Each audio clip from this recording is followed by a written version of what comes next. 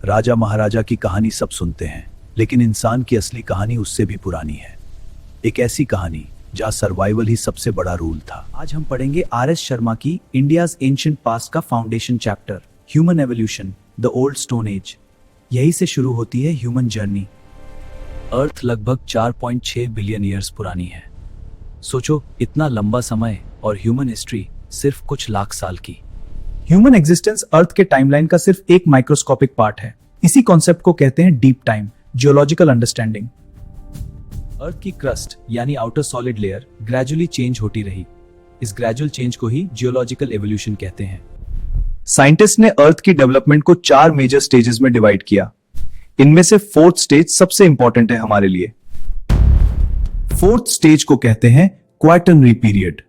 इसी पीरियड में human evolution हुआ, यानी हम इसी स्टेज के प्रोडक्ट हैं। क्वाटरनरी पीरियड 2 मेजर पार्ट्स में डिवाइडेड है। पहला प्लाइस्टोसीन, जब धरती बर्फ से ढकी थी। दूसरा होलोसीन, जिसमें हम आज जी रहे हैं। प्लाइस्टोसीन के दौरान क्लाइमेट बहुत हार्श था। बर्फ ने जमीन को ढक लिया था। एनिमल्स और अर्ली ह्यूमंस दोनों को एक्सट्रीम सर्वाइवल स्ट्रगल का सामना करना पड़ता था। यही हार्श कंडीशंस ने ह्यूमन इंटेलिजेंस को शेप दिया। सर्वाइवल के लिए सोचना पड़ा, अडेप्ट करना पड़ा और टूल्स बनाना सीखना पड़ा। 12,000 बीसी के बाद क्लाइमेट स्टेबल हुआ, आइस एज खत्म हुआ। इस नए वार्म फेज को होलोसीन कहते हैं, जिसमें एग्रीकल्चर और सिविलाइजेशन डेवलप हुई। लेकिन ह्यूमन स्टोरी शुरू होती है और भी पहले। लाइफ अर्थ पर लगभग 3,500 मिलियन साल पहले स्टार्ट हुई, सिंपल माइक्रोस्कोपिक ऑर्गेनिजम्स के रूप में। एवोल्यूशन का मतलब सडन चेंज नहीं होता, ये एक ग्रेजुअल प्रोसेस है। मिलियंस ऑफ ईयर्स में स्मॉल चेंजेस एक्यूमुलेट होते हैं। प्रीमेट्स जैसे मंकीज और एप्स हमारे सबसे करीबी बायोलॉजिकल रिलेटिव्स हैं। इन्हीं से ह्यूमन रेस ग्रेजुअली डेवलप हुई। साइंटिफिक एविडेंस कहता है कि ह्यूमन ओरिजिन अफ्रीका में हुआ, इसीलिए अफ्रीका को क्रेडल ऑफ मैनकाइंड कहा जाता है।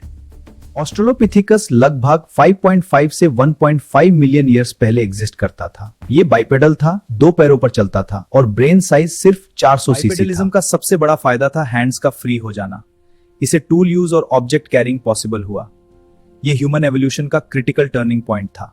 होमो हैबिलिस, जिसका मतलब है स्किलफुल ह्यूमन, ये सिर्फ जानवर नहीं था, ये ऑब्जर्व करता था, सोचता था और फिर एक्शन लेता था। इसने पहली बार deliberate stone flaking technique use की। ब्रेन साइज 500 से 700 सीसी तक बढ़ा। ये ह्यूमन इंटेलिजेंस का पहला विजिबल ह्यूमन एवोल्यूशन का सबसे क्लियर ट्रेंड है ब्रेन साइज का ग्रेजुअल इंक्रीज। जैसे जैसे ब्रेन बढ़ा, प्लानिंग और इंटेलिजेंस इंप्रूव होती गई। होमो इरेक्टस ने फायर को कंट्रोल करना सीखा। ये डिस्कवरी सर्वाइवल, प्रोटेक्शन और कुकिंग के लिए रेवोल्यूशनरी थी। कुक फूड से डाइजेशन इजी हुआ, एनर्जी एफिशिएंटली एब्जॉर्ब होने लगी। इसी एक्स्ट्रा एनर्जी ने ब्रेन डेवलपमेंट को एक्सेलरेट किया। होमो इरेक्टस अफ्रीका से निकला और एशिया तक पहुंचा। ये ह्यूमन हिस्ट्री की पहली मेजर माइग्रेशन वेव थी। होमो सेपियंस का मतलब है वाइज मैन। ब्रेन साइज 1200 से 2000 सीसी तक पहुंचा। सिंबॉलिक थिंकिंग डेवलप हुई। लैंग्वेज लगभग 50,000 बीसी के आसपास फुली डेवलप हुई। कम्युनिकेशन ने कोऑपरेशन और सोशल बॉन्डिंग को स्ट्रेंथन किया। इंडिया में फॉसिल एविडेंस लिमिटेड है। शिवालिक हिल से रामापिथिकस और शिवापिथिकस के रिमेन्स मिले हैं। 1982 में मध्य प्रदेश के हथनोरा साइट से एक स्कल मिला, नर्मदा मैन। इसे आर्केक होमो सेपियंस माना जाता है। पैलियोलिथिक का मतलब होता है ओल्ड स्टोन एज। ये पीरियड सबसे लंबा था, जहां ह्यूमन सर्वाइवल का मेन टूल था पत्थर। पैलियोलिथिक को 3 फेजेस में डिवाइड किया गया, लोअर, मिडिल और अपर। ये डिवीजन टूल टेक्नोलॉजी के बेस पर किया गया है। लोअर पैलियोलिथिक में हेवी और क्रूड हैंड एक्सेस यूज होते थे। ये टूल ज्यादा रिफाइंड नहीं थे, लेकिन सर्वाइवल के लिए इफेक्टिव थे। लार्ज टूल्स का पर्पस था मीट कटिंग, बोन ब्रेकिंग और डिफेंस। प्रिसीजन से ज्यादा स्ट्रेंथ यहाँ इंपॉर्टेंट थी। मिडिल पैलियोलिथिक में टूल्स छोटे और रिफाइंड हो गए। फ्लेक्स और स्क्रैपर्स का यूज होने लगा, स्किल इंप्रूव हो रहा था। इस फेज में क्लाइमेट कंपैरेटिवली लेस ह्यूमिड हुआ। एनवायरनमेंट चेंज ने टूल अडेप्टेशन को और जरूरी बना दिया। अपर पैलियोलिथिक में ब्लेड और ब्यूरिन टूल्स डेवलप हुए। ये मॉडर्न ह्यूमन के अपीयरेंस का क्लियर एविडेंस है। अब टूल्स सिर्फ सर्वाइवल के लिए नहीं, प्रिसीजन के लिए भी यूज हो रहे थे। ये एडवांस प्लानिंग का प्रूफ है। अपर पैलियोलिथिक के दौरान सिंबॉलिक थिंकिंग का सबसे बड़ा प्रूफ मिलता है केव आर्ट। मध्य प्रदेश के भिम्बेटका रॉक शेल्टर्स में प्री हिस्टोरिक पेंटिंग्स मिली हैं। ये हंटिंग सीन्स और एनिमल्स को डिपिक्ट करती हैं। आर्ट शायद हंटिंग मैजिक का हिस्सा था। लोग बिलीव करते थे कि पेंटिंग से हंटिंग सक्सेसफुल होगी। आइस एज के बाद आता है मीजोलिथिक पीरियड। ये ट्रांजिशन फेज था ओल्ड स्टोन एज और नियोलिथिक के बीच। माइक्रोलिथ्स छोटे और एफिशिएंट स्टोन टूल्स थे। ये हंटिंग और डेली यूज के लिए ज्यादा प्रैक्टिकल थे। मेसोलिथिक पीरियड में डोमेस्टिकेशन की शुरुआत हुई। बागोर जैसे साइट से अर्ली एनिमल डोमेस्टिकेशन के एविडेंस मिले हैं।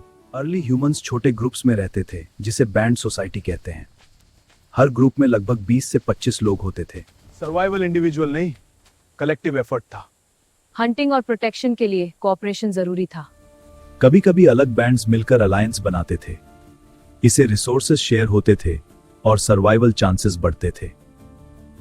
टाइम के साथ क्लान सिस्टम डेवलप हुआ। क्लान मतलब एक्सटेंडेड फैमिली ग्रुप जिसमें ब्लड रिलेशन होता था। मैरिज के लिए एक्सोगेमी फॉलो होती थी, यानी अपने क्लैन के बाहर शादी करना सोशल रूल था। स्टोन टूल्स ग्रेजुअली इवॉल्व ह्यू, हेवी हैंड एक्स से लेकर छोटे माइक्रोलिथ तक। ये ह्यूमन स्किल डेवलपमेंट का क्लियर पैटर्न है।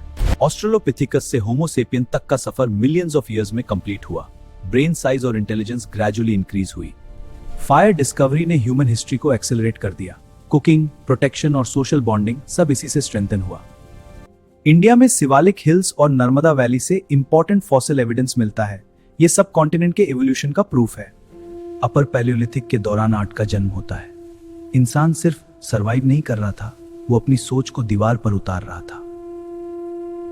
मध्य प्रदेश के भिम्बेटका रॉक शेल्टर्स में प्री हिस्टोरिक पेंटिंग्स मिली हैं। ये हंटिंग सीन्स और एनिमल्स को डिपिक्ट करती हैं। कुछ हिस्टोरियंस कहते हैं कि ये हंटिंग मैजिक का हिस्सा था। लोग बिलीव करते थे कि पेंटिंग से हंटिंग सक्सेसफुल होगी। आर्ट सिर्फ डेकोरेशन नहीं था, ये सिंबॉलिक थिंकिंग का प्रूफ था। मतलब ह्यूमन इमेजिनेशन डेवलप हो चुकी थी। अपर पैलियोलिथिक में बेरियल प्रैक्टिसेस का एविडेंस मिलता है।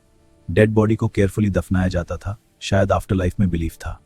आर्ट, रिचुअल और कोऑपरेशन ये सब बताते हैं कि ह्यूमन कल्चर डेवलप हो चुका था। इंसान अब सिर्फ बायोलॉजिकल बीइंग नहीं रहा। एग्जाम के लिए याद रखिए Bhimbetka, cave paintings, hunting magic theory और ब्यूरियल प्रैक्टिस। ये ओल्ड स्टोन एज के कल्चरल इंडिकेटर्स हैं।